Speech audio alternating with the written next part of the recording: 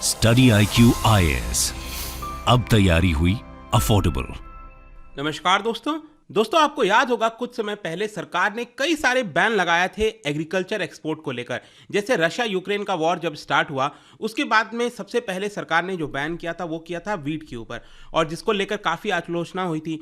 फिर राइस की बारी आई थी, शुगर के ऊपर भी कुछ रेस्ट्रिक्शंस लगाया गया था। तो इतना सारा बैन और रेस्ट्रिक्शंस लगाने के बावजूद भी लेट मी टेल यू, ये जो फाइनेंशियल ईयर चल रहा है 2021-22 का, इसका जो पहला 6 महीना गया है अप्रैल से लेकर सितंबर का, इसमें रिकॉर्ड एक्सपोर्ट देखने को मिलेगा। ये आप देख सकते हैं, electronics, petro goods, mobile phones, drive, ये सब तो अभी रिसेंटली हमने सुनने को देखने को मिला था कि एक्सपोर्ट हुआ था इसका। लेकिन अब लेटेस्ट खबर यहां पर सरकार से आ रही है कि एग्रीकल्चर के अंदर भी काफी बड़ा एक्सपोर्ट हुआ है। तो उसको डिटेल से मैं आपको बताऊंगा कैसे हुआ, क्या हुआ, काफी कुछ जानने को है। चलिए आगे बढ़ते हैं, लेकिन उसके पहले ध्यान रखिएगा दोस्तों, अगर आप यूपीएससी की तैयारी कर रहे हैं तो आपके पास अच्छा मौका है स्टडी IQ के साथ जुड़ने का। कल ही एक बैच लॉन्च हुआ है, उसमें अंदर आप ज्वाइन करा सकते हैं, या फिर एक और बैच आप ज्वाइन ले सकते हैं यहाँ पर बहुत ही कम दाम पर। You have to use the code Ankit live हमारे वेबसाइट और ऐप पर, और सिर्फ 19,000 में ये पूरा कोर्स आपको मिल जाएगा। इसके अंदर लाइव क्लासेस हो गए, नोट्स हो गया, आंसर राइटिंग के लिए प्रैक्टिस हो गए, बहुत सारी चीजें हैं, और साथ ही साथ मेंटरशिप मिलता है। कोई दिक्कत है, प्रॉब्लम है, कभी भी आप अपने मेंटर से पूछ सकते हैं। इसके अलावा अगर आप MCQs अटेम्प्ट करना चाहते हैं तो मेरे इंस्टा पेज पर भी जाइए, वहां पर स्टोरीज में जितने भी MCQs हैं उसको आप अटेम्प्ट कर पाएंगे। तो चलिए सबसे पहले देखते हैं एग्जैक्टली अभी हुआ क्या है, खबर क्या आई है। देखिए, मैं बात कर रहा हूं पहले 6 महीने का, अप्रैल से लेकर सितंबर के बीच में ये जो फाइनेंशियल ईयर है, ये जो 6 महीना गया है, उसमें भारत के द्वारा जो एग्रीकल्चर एक्सपोर्ट किया गया है उसमें 16.5% की वृद्धि आई है। अब देखो, जब मैं कहता हूं कि 16.5% का जंप आया है, इसका मतलब ये हुआ कि अगर आप अप्रैल से लेकर सितंबर का जो 2021 वाला साल था उससे अगर आप कंपेयर करोगे अभी 2022 के वर्ष में, तो ये आपको 16.5% ज्यादा देखने को मिलेगा। वैसे मैं आपको बता दूं कि जो पिछला वाला फाइनेंशियल ईयर था अप्रैल से मार्च, मतलब 2021-22 का जो पूरा 12 महीने का फाइनेंशियल ईयर था, उसमें $50 बिलियन का एक्सपोर्ट हुआ था। लेकिन बताया ये जा रहा है कि जिस प्रकार का परफॉर्मेंस रहा है इस वित्तीय वर्ष में पहले 6 महीने के अंदर, वो पिछले वाले पूरे साल को भी रिकॉर्ड तोड़ देगा। लेकिन जैसा मैंने बताया कि इसमें सबसे इंटरेस्टिंग चीज सामने निकल कर आई है कि सरकार ने कई सारे कमोडिटीज के ऊपर बैन लगाया था, कर्व लगाया था, वीट के ऊपर, राइस के ऊपर, शुगर के ऊपर। उसके बावजूद भी आपको काफी अच्छा जंप देखने को मिलेगा। जैसे कि फॉर एग्जांपल यहां पर आप देख सकते हो 13 मई को सरकार ने यह कहा था कि हम वीट के ऊपर बैन लगा रहे हैं, क्योंकि हो क्या रहा था कि रशिया और यूक्रेन से लगभग 33% जो वीट है वो दुनिया को एक्सपोर्ट किया जाता था। अब क्योंकि वो चीजें हो नहीं पा रही थी वॉर की वजह से, इसकी वजह से दुनिया भर में जो वीट के प्राइसेस हैं वो बढ़ रहे थे। ठीक है, जो मिडिल मैन है उसको खरीदने की कोशिश कर रहे थे, और इसी को देखते हुए सरकार ने यहां पर इसके ऊपर बैन लगाया था। लेकिन उसके बावजूद भी आप देख सकते हो यहां पर जो कॉमर्स मिनिस्ट्री का डेटा सामने आया, ये सब कुछ आपको कॉमर्स मिनिस्ट्री के वेबसाइट पर मिल जाएगा, कि वीट एक्सपोर्ट जो है वो आपको देखने को मिल रहा है 45.9 लाख टन। अगर मैं इसी को बताऊं, पिछले साल के पहले 6 महीने में ये रहा था 23.7 लाख टन। तो ये आप जंप देख सकते हो, डबल का जंप यहां पर आपको देखने को मिलेगा। उसी प्रकार से सरकार ने 24 मई को शुगर एक्सपोर्ट को जो है फ्री कैटेगरी से रिस्ट्रिक्टेड कैटेगरी के लिस्ट में डाल दिया था, और यह कह दिया था कि 2021-22 का जो शुगर ईयर होता है उसमें 100 लाख टन से ज्यादा एक्सपोर्ट नहीं किया जा सकता। इसके अलावा जो ब्रोकन राइस है उसको प्रोहिबिट कर दिया था, मतलब कि यहां पर ब्रोकन राइस एक्सपोर्ट नहीं होगा, ऐसा सरकार ने बोला था रिसेंटली 8 सितंबर को, और 20% की ड्यूटी लगा दी थी बाकी के जो राइस होते हैं उसके ऊपर। लेकिन उसके बावजूद भी यहां पर आप देख सकते हैं कि despite these measures, non basmati जो एक्सपोर्ट है वो रहा है अप्रैल से सितंबर के बीच में 89 लाख टन, और अगर आप इसको कंपेयर करो पिछले साल, ये हुआ था 82 लाख टन। उसी प्रकार से शुगर एक्सपोर्ट में आपको 45% का जंप देखने को मिलेगा। तो ये साफ साफ दिखाता है कि डिस्पाइट बैन, डिस्पाइट रिस्ट्रिक्शंस, यहां पर एग्रीकल्चर एक्सपोर्ट रिकॉर्ड मात्रा में हुई है, और जो पिछला वित्तीय वर्ष का पूरा रिकॉर्ड था वो इस साल डेफिनेटली टूटने वाला है। लेकिन यहां पर एक बहुत ही इंटरेस्टिंग ट्विस्ट आपको देखने को मिलता है। मैं आपको बताता हूं क्या है वो ट्विस्ट, वो है इंपोर्ट। अभी मैंने आपको जस्ट बताया कि यहां पर एक्सपोर्ट हमारा बहुत अच्छा हुआ है, ठीक है, तो ये चीज हमें समझ में आ रही है। कितना हुआ है? 16% का जंप आया है हमारे एक्सपोर्ट के अंदर पहले 6 महीने में। लेकिन प्रॉब्लम क्या हुआ है कि यहां पर इंपोर्ट उससे ज्यादा हुआ है, मतलब हमने ज्यादा इंपोर्ट कराया है। मतलब क्वांटिटी में अगर आप देखोगे तो एक्सपोर्ट अभी भी ज्यादा है, लेकिन जो ग्रोथ हुई है ना, जैसे कि एक्सपोर्ट के अंदर ग्रोथ हुई है 16% की, लेकिन इंपोर्ट के अंदर ग्रोथ हुई है लगभग 26-27% की, जिसकी वजह से एग्रीकल्चर के अंदर जो हमारा सरप्लस हुआ करता था वो सरप्लस कम हो गया है। मैं आपको पहले 2021-22 का आंकड़ा दिखाना चाहता हूं।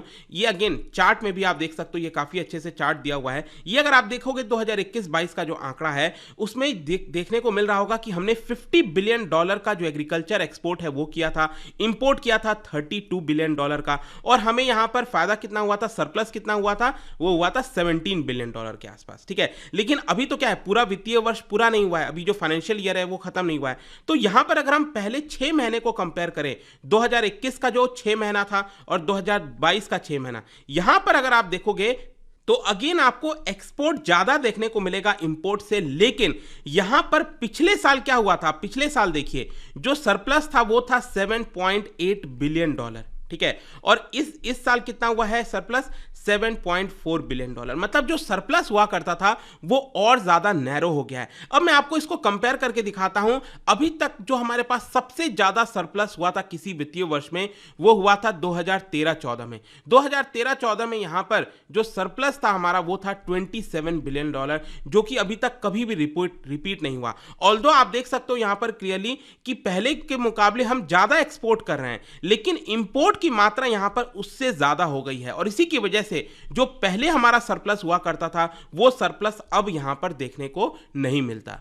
लेकिन क्वेश्चन यह है कि एग्रीकल्चर एक्सपोर्ट का जो सरप्लस है वो मायने क्यों रखता है। ठीक है, देखो सरप्लस इसलिए मायने रखता है कि एक तो आपको पता है कि भारत जो है बहुत ज्यादा हम एक्सपोर्ट करते नहीं है चीजें। जैसे अगर हम मैन्युफैक्चरिंग की बात करें, ऑल्दो सरकार अभी स्टेप ले रही है, PLI स्कीम ला रही है, काफी कुछ किया जा रहा है, लेकिन अभी भी हम एक्सपोर्ट नहीं करते बड़ी मात्रा में। एक्सपोर्ट क्या करते हैं, सॉफ्टवेयर सर्विसेज करते हैं, यहां पर हमारा फायदा है काफी ज्यादा। ठीक है, तो हमें जहां जहां फायदा था, और उसी प्रकार से एग्रीकल्चर के अंदर भी हमें फायदा था, एग्रीकल्चर के प्रोडक्ट्स हम ज्यादा एक्सपोर्ट करते थे। लेकिन क्या अब हम ये एक्सपोर्ट कर पा रहे हैं उतना ज्यादा? नहीं, अब हम इंपोर्ट भी उतना ज्यादा कर रहे हैं, और इसकी वजह से जो सरप्लस है हमारा वो कम हो गया है। मैटर ये इसलिए करता है क्योंकि आप देख सकते हो जो हमारा करंट अकाउंट डेफिसिट है उसकी वजह से बढ़ जाता है। आपको मैं पहले यहां पर ट्रेड अकाउंट जो डेफिसिट होता है ना, वो आप देख सकते हो कि अप्रैल सितंबर 2021 में जो हमारा डेफिसिट था, मतलब जो हम एक्सपोर्ट करते हैं और इंपोर्ट करते हैं, यहां पर हमारा टोटल, सिर्फ एग्रीकल्चर की बात नहीं कर रहा हूं, जितने भी कमोडिटीज हैं, मर्चेंडाइज ट्रेड अकाउंट जो होता है, जितने भी कमोडिटीज होते हैं उसको कितना हम एक्सपोर्ट करते हैं और कितना इंपोर्ट करते हैं, तो हम ज्यादा इंपोर्ट ही कराते हैं, इलेक्ट्रॉनिक गुड्स, बहुत सारी चीजें होती है। तो ये आप देख सकते हो कि हमारा जो डेफिसिट था वो था $76 बिलियन। लेकिन अब आप देखिए इस साल पहले 6 महीने के अंदर जो डेफिसिट है वो कितना हो गया है, वो दुगुना हो गया है, $146 बिलियन हो गया है, विच इज ह्यूज।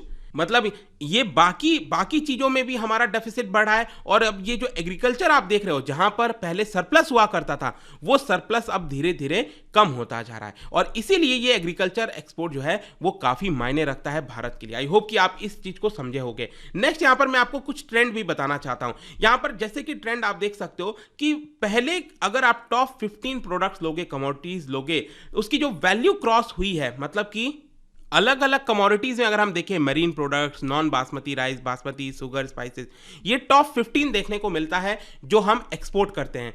तो 15 जो हैं यहां पर आप देख सकते हो $1 बिलियन से ज्यादा का एक्सपोर्ट किए हैं, मतलब उनकी वैल्यू $1 बिलियन से ज्यादा है हर एक इंडिविजुअल की। और यहां पर अगर हम कॉटन और स्पाइसेस को छोड़ दें तो बाकी में आपको डबल डिजिट की जो ग्रोथ है, सॉरी डबल डिजिट कहना गलत होगा, पॉजिटिव ग्रोथ हम कह सकते हैं। तो पॉजिटिव ग्रोथ आपको देखने को मिलता है अगर हम कॉटन और स्पाइसेस को यहां पर छोड़ दें। इसके अलावा स्पाइसेस की मैं बात करना चाहता हूं। भारत अभी भी बड़ी मात्रा में चिली हो गया, मिंट प्रोडक्ट्स हो गए, ऑयल हो गया, इस तरह की चीजें जो स्पाइसेस है, जिंजर है, टर्मरिक है, वो हम एक्सपोर्ट करते हैं। देखिए सब कुछ प्रीलिम्स में आपका आ सकता है, बहुत इंपॉर्टेंट है। ऑन दी अदर हैंड अगर हम देखें जो ट्रेडिशनल प्लांटेशन स्पाइसेस हैं, पेपर है, कार्डमम है, इसमें हम यहां पर इंपोर्ट कराने लग गए हैं बड़ी मात्रा में। पहले हम इसमें इंपोर्ट नहीं कराते थे, लेकिन अब हम ये भी सब कुछ इंपोर्ट कराने लग गए हैं। हमने कहां पर लूज किया है? Basically India has been out priced by Vietnam, Sri Lanka, Indonesia, Brazil in paper, और जो ग्वाटेमाला है वहां पर हमने कार्डमम में लूज किया है। इसके अलावा एक और ट्रेडिशनल एक्सपोर्ट है, दैट इज कैश्यू, जो काजू होता है ना, वो 2021-22 में आप देख सकते हो यहां पर जो वैल्यू के कैश्यू हमने एक्सपोर्ट किया था उसकी वैल्यू थी $453 मिलियन और हमने इंपोर्ट कितना कराया था $1.2 बिलियन। लेकिन क्या आपको पता है अब ये हम कितना इंपोर्ट कराने लग गए हैं, ये हो गया है $1.4 बिलियन। मतलब हम काजू भी बड़े मात्रा में इंपोर्ट कराने लग गए हैं। लेकिन इन सारे चीजों में जो सबसे ज्यादा इंपॉर्टेंट है, जो आपके एग्जाम पॉइंट ऑफ व्यू से भी आपको ध्यान में रखना चाहिए कि सबसे बड़ा अगर कोई चैलेंज है भारत के लिए एग्रीकल्चर इंपोर्ट में, मतलब हमें क्या करना है, इंपोर्ट को थोड़ा सा कम करना है। अभी अगर आप देखो कि बहुत ज्यादा जो हम इंपोर्ट कराते हैं वो है आपका वेजिटेबल ऑयल। जी हाँ, टोटल अगर आप इंपोर्ट की वैल्यू देखोगे जो हम एग्रीकल्चर इंपोर्ट कराते हैं, ये आप देख सकते हो 2021-22 का ये था $32 बिलियन का जो इंपोर्ट है वो हम कराते हैं। ठीक है, $32 बिलियन में से क्या आपको पता है 60% हिस्सा मतलब $19 बिलियन अकेले वेजिटेबल ऑयल का होता है। तो सोच के देखिए अगर हम अकेले वेजिटेबल ऑयल का इंपोर्ट कम कर दें तो कितना ज्यादा इंपोर्ट में कमी आ सकती है और जो हमारा सरप्लस है वो यहां पर बढ़ सकता है। ये अगेन आप देख सकते हो 2021-22 में $19 बिलियन का जो वैल्यू का वेजिटेबल ऑयल है वो हमने इंपोर्ट करा था। वेजिटेबल ऑयल आप कह सकते हैं ये 5th बिगेस्ट इंपोर्ट आइटम है भारत का। पेट्रोलियम, इलेक्ट्रॉनिक्स, गोल्ड, कोल के बाद ये 5वां बिगेस्ट आइटम है। इसके अलावा आप क्वेश्चन ये है कि भारत सरकार वेजिटेबल ऑयल को इंपोर्ट कम करने के लिए क्या कर रही है। देखो सरकार ने 2 मेजर डिसीजन लिए हैं। सबसे पहला डिसीजन सरकार ने ये लिया था अभी कि जो मिनिमम सपोर्ट प्राइस है मस्टर्ड के ऊपर वो बढ़ा दिया, 5050 से बढ़ाकर 5450 पर क्विंटल कर दिया 2022-23 का जो क्रॉप सीजन होता है उसके लिए। अब ये करने से क्या होगा कि यहाँ पर जो फार्मर्स हैं उनको ये अट्रैक्ट करेगा कि सरकार ज़्यादा पेमेंट करेगी और इसी की वजह से यहाँ पर जो है वो ज़्यादा खेती करेंगे और हम वेजिटेबल ऑयल का इंपोर्ट कम कर सकते हैं। दूसरा, अभी आपने रिसेंटली सुना होगा कि सरकार ने यहाँ पर जो जीएम क्रॉप होता है जिसको बोला जा रहा है DMH11, दिल्ली यूनिवर्सिटी के जो साइंटिस्ट हैं, प्रोफेसर्स हैं, उन्होंने इसको बनाया था जो हाइब्रिड मस्टर्ड होता है, modified genetically modified hybrid mustard, उसकी कल्टीवेशन करने के लिए। अभी ये क्या है, इसका क्लियरेंस दिया गया है, लेट्स सी कब तक ये जमीन पर आ सकता है, लेकिन 25 से 30% के आसपास ज़्यादा आपको ईल्ड देखने को मिलेगी, जिससे अगेन क्या होगा कि हम ईल्ड ज़्यादा करेंगे मतलब ऑयल का इंपोर्ट कम करना पड़ेगा। तो ये सारी चीज़ें थी दोस्तों जो भी रिसेंटली अभी आपके एग्जाम पर्सपेक्टिव से ये इंपॉर्टेंट था एग्रीकल्चर एक्सपोर्ट। आई होप कि आपको सब कुछ पता चल गया होगा। और जाने से पहले एक इंटरेस्टिंग क्वेश्चन, क्या बता सकते हैं इन 4 में से कौन सा रबी क्रॉप है? ठीक है, रबी खारिफ आपको पता होगा, तो रबी क्रॉप कौन सा है बताना। इसका राइट आंसर आप सबको पता है, मेरे इंस्टाग्राम पर तो मिलेगा ही, वहां पर अगर आप नहीं हो कोई बात नहीं, टेलीग्राम से भी ले सकते हैं इसका सही उत्तर। मैं कई सारे जो MCQs हैं वो यहाँ पर स्टोरीज में डालता रहता हूँ। बाकी अगर आपको PDF चाहिए तो टेलीग्राम पर आइए, अलग अलग सोशल मीडिया पर आप जुड़ पाओगे। और जैसा मैंने बताया UPSC की तैयारी कर सकते हैं by using the code Ankit live, ताकि आपको मैक्सिमम डिस्काउंट मिले। आई होप कि वीडियो आपको पसंद आया होगा। मिलता हूँ आपसे next time. Till then, thank you very much, see you soon. Study IQ IAS, अब तैयारी हुई अफोर्डेबल।